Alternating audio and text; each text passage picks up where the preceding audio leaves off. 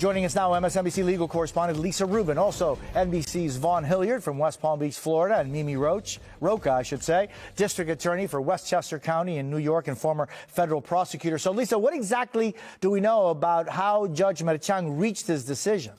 Well, Jose, we don't know that much about what factors went into this decision, in part because Judge Merchan left us only a one-page guide to his thinking. But I can tell you substantively what he has decided. He will hear a motion to dismiss the entire indictment from Trump's lawyers, and he will receive that brief on December 2nd. That's 18 days before Todd Blanche and his colleagues proposed submitting a brief to Judge Merchan. They really wanted this briefing schedule on the motion to dismiss potentially to bleed into former President and President-elect Trump's new term in the Oval Office, because at that point he would be sitting President Trump, and the constitutional issues that could underlie there being an existing case against him might be very different in terms of how courts weigh those factors once he's back in the Oval Office. So here, Judge Merchan telling Trump's lawyers, put in your brief by December 2nd. He's telling the DA, I will take your opposition on December 9th. That is the same day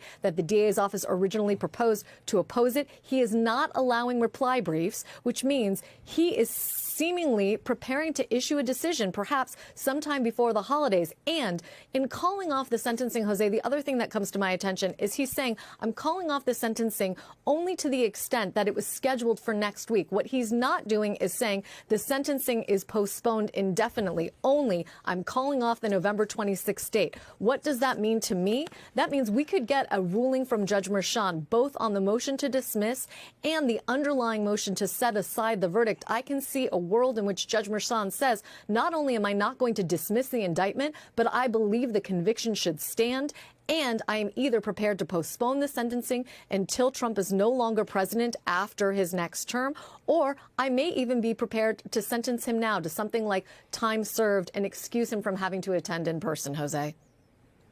Mimi, what's your reaction to this? And, you know, as Lisa was saying, it's really just a one-page statement, but what does that statement tell you?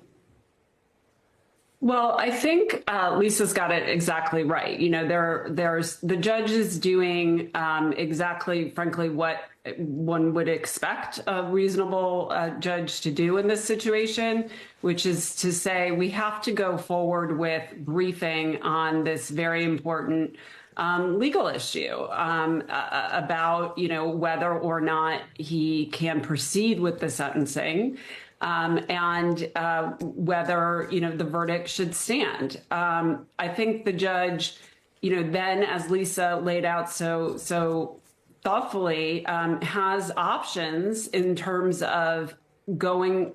Look, I'm assuming the judge will find that the verdict will stand and that sentencing should be proceeded with either after Trump is done being president again or immediately, and it'll be some sentence that is able to be reconciled with him being president.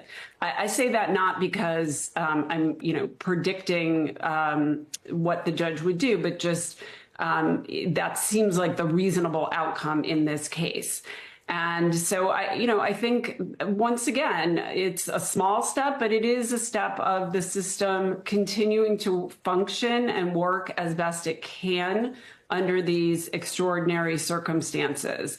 And we can't lose sight of the fact that whatever happens, he was found guilty by a jury of essentially his peers, of regular people. And at the end of the day, as a prosecutor, I look at that as the most important part of this process.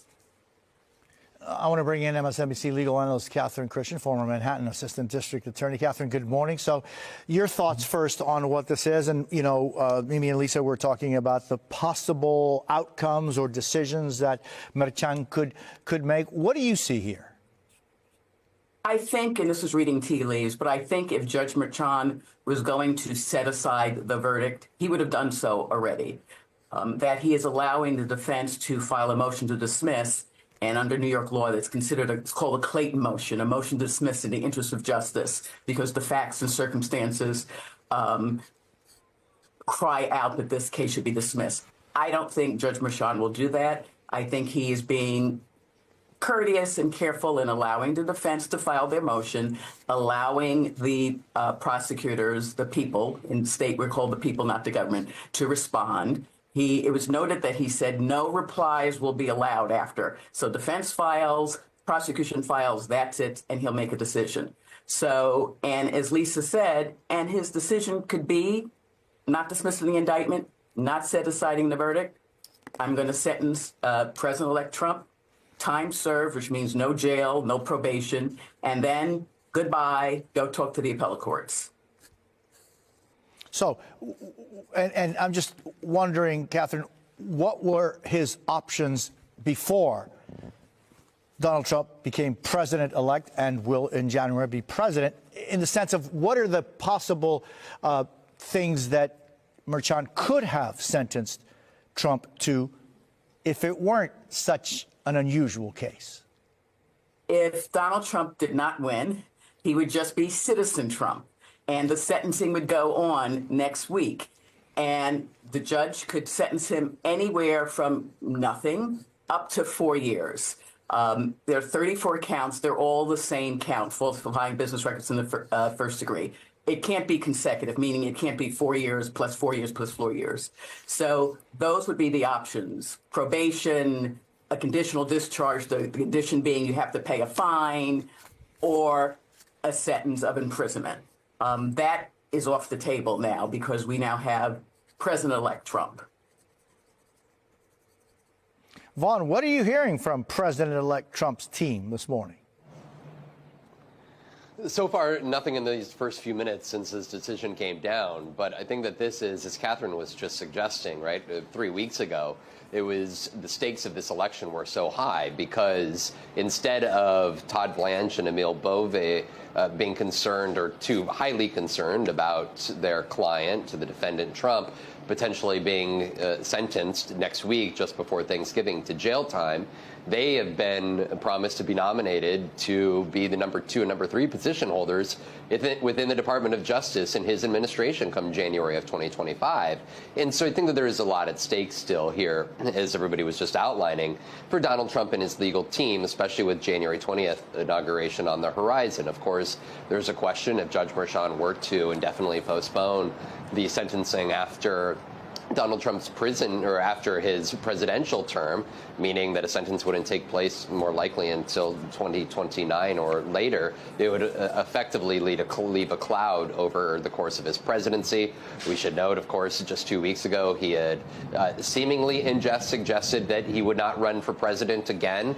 But I think for Donald Trump and his legal team, they effectively were able to run out the clock, understanding that the Supreme Court's immunity decision was paramount to their ability to doing so, and they're now here at a point in time where they're going to have their motion to dismiss, and the potential here that they could get a sentence that is just time served, and potentially Donald Trump enters the White House on January 20th with this case while still having been found guilty and being a convicted felon, at least knowing that the case and the potential consequences and repercussions of that guilty conviction being behind him.